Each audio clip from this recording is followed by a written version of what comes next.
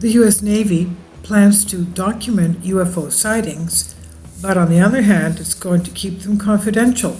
This is by Laura Gegel on Live Science. Extraterrestrials, UFOs, space aliens, ancient aliens.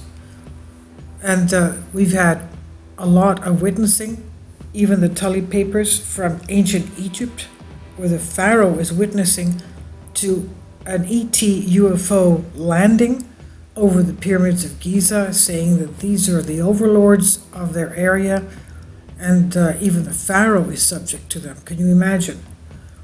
And let's not forget the Seti temple in Egypt, where we have lintel over an opening that has images, carved images of what looks like helicopters, submarines, jet engines, jet planes. Very strange, because supposedly they didn't exist at that time, and yet one of the last pharaohs of Egypt says that they were the gods, quote unquote, of the ancient Egyptians. So what does that point to? Extraterrestrials have to take note that this is going to be happening. The U.S. Navy plans to set up an official reporting and investigation system that will monitor reports from its pilots about unidentified flying objects. The pilots have had so many experiences, they have so much to report, and they're credible witnesses. Some of them even have images, infrared images, radar images. Now, while this X-Files worthy operation sounds newsy, we do not expect to hear details about this anytime soon, because the Navy does not intend to make them public. The data will be secretive to the Navy. They're not going to disclose anything, citing the privileged and classified information that these reports usually include. This is according to the Washington Post. Military aviation safety organizations always retain reporting of hazards to aviation as privileged information in order to preserve the free and honest prioritization and discussion of safety among aircrew. This is what Joe Gradisher, spokesman of the Office of the Deputy Chief of Naval Operations for Information Warfare, told the Washington Post. In fact, beyond the announcement, the Navy is setting up this UFO reporting procedure, quote, "No release of information to the general public is expected," Gradisher said. The upcoming procedure comes in the wake of other government-released related UFO news. In late 2017, word came out that the Pentagon had a secret UFO office that spent $22 million over 5 years to study strange and threatening aeronautical events. Although funding for the venture, called the Advanced Aerospace Threat Identification Program, AATIP for short, ATIP, ended in 2012, and the program did not entirely stop, according to the reports supposedly still going on. When news of ATIP became public in 2017, the Defense Department released two declassified videos, which showed pilots talking about a bizarre aircraft that appeared to accelerate quickly, even though it had no recognizable means of propulsion. These aircraft, which looked like blobs on the video, could allegedly drive thousands of feet in an instant. By creating this new program, the Navy hopes to destigmatize any reporting associated with incidents that involve UFOs, which could, after all, be militarized aircraft from other parts of the world. Quote, "There have been a number of reports of unauthorized and or unidentified aircraft entering various military-controlled ranges and designated airspace in recent years." This is what the Navy told Politico, which broke the story. Quote, "For safety and security concerns, the Navy and the U.S. Air Force takes these reports very seriously and investigates each and every report," end quote.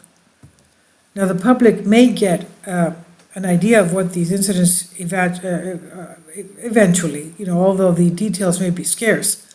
For instance, perhaps unclassified parts. broad views or statistics about the number of sightings could be released.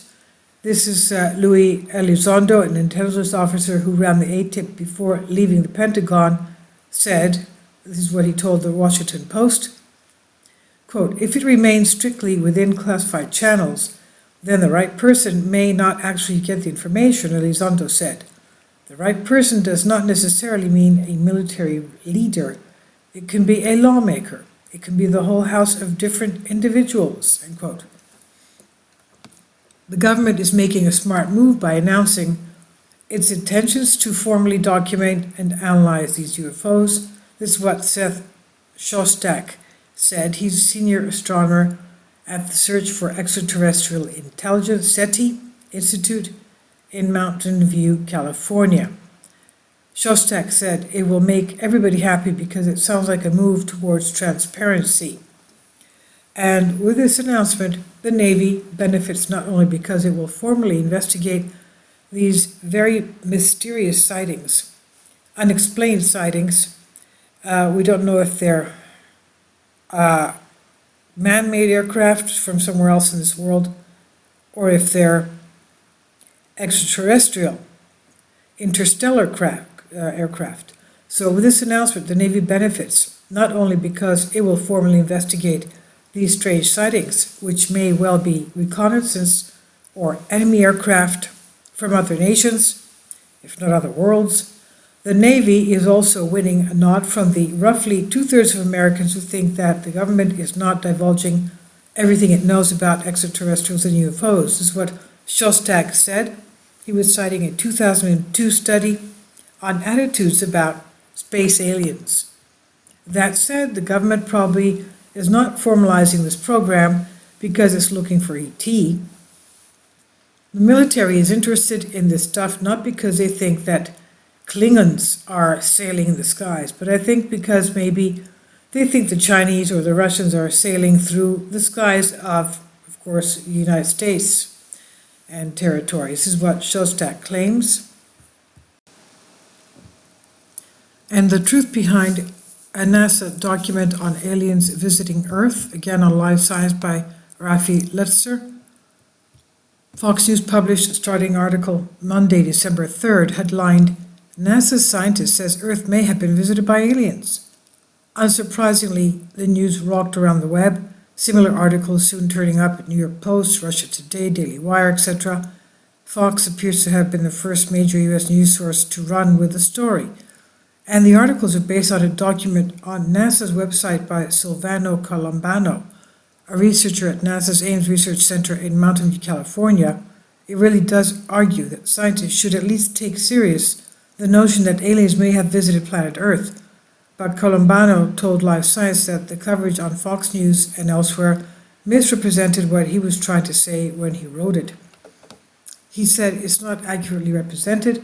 My perspective was simply that reports of unidentified aerial phenomena should be the objects of serious study, even if the chance of identification of some alien technology is very small. There is some nuance here. Colombano really does believe, as Fox News wrote, that aliens may have visited planet Earth, as in it's theoretically possible that it has happened, not entirely impossible, and worth looking for evidence that it has. But that's not the same as expecting to actually find any evidence or believing that there's a good chance aliens are scuttling around under our noses, an impression you might get if you read Fox's news article. Although Colombano's name and email address appear right on top of the document, he said Fox News did not contact him before publishing their story. Fox described the document as a new research paper, a term usually used to describe formal articles intended for publication in research journals and making conclusions based on evidence and the scientific method, but that's not what this document is. The context was a presentation delivered last spring at a meeting of the SETI, Search for Extraterrestrial Intelligence Institute. SETI is an organization devoted to the hunt for alien life, mostly by scanning radio signals from space for evidence of biological origin. Colombo said the meeting was to get feedback from scientists as to future directions for the institution's research program. The document accompanied a talk he gave, in which he suggested that perhaps the notion of aliens visiting Earth isn't quite as ridiculous as most scientists believe, and that said he might devote some resources to systematically hunting through UFO reports and other data for evidence that it has happened, to hunt for a faint, unlikely signal in a lot of messy noise. So it was a speculative piece of writing intended to persuade other scientists to spend their resources on a long, short project, not an argument about whether or not aliens have actually visited Earth. Colombano's position is that it's possible, but not necessarily likely.